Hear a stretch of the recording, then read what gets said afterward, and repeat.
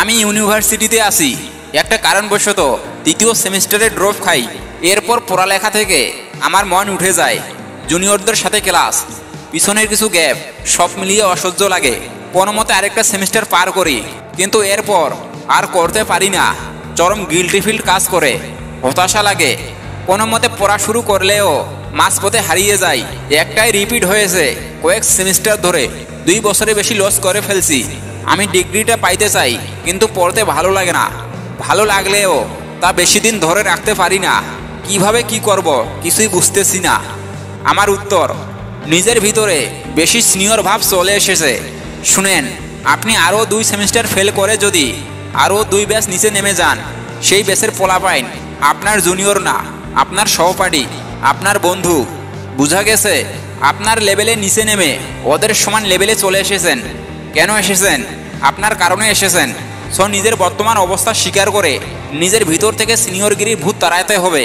না হলে এখন তো মাত্র ক্ষত লাগা শুরু হয়েছে, কয়েকদিন পর পচে গলে গন্ধময় হয়ে যাবে। আর আপনি সুপারস্টার হন নাই যে সবাই নিজে এসে আপনার সাথে দোস্ত হবে। বন্ধুগিরি আপনাকেই শুরু করতে হবে। ক্লাসের পিছনে বসা যাবে না। আজকে থেকে সেকেন্ড বা ফার্স্ট বেঞ্চে বসবেন। ক্লাসের সবাইকে বলে দিবেন ওরা যেন আপনাকে তুই বা নাম ধরে ডাকে। ক্লাসে যে কাজগুলো কেউ করতে চায় না, সেগুলো যেসে নিজে থেকে আগ বাড়িয়ে করতে হবে। যেমন টিচার কোনো নোট দিবে, সেটা ফটোকপি করে সবাইকে দিতে হবে। পিকনিকে যাওয়ার জন্য চাঁদা তোলা, বাস ঠিক করা, খেলাধুলা, আড্ডা দেয়া, ইচ্ছে করে ওদের স্ট্যাটাসে লাইক কমেন্ট করে ইন্টারকানেকশন বাড়াতে হবে। নিজেরে লাজুক মনে করা ছাড়েন, নয়তো আপনার এখনকার গিল্টি ফিলিংস বেড়ে রেগুলার ডিপ্রেশনের জন্ম হবে।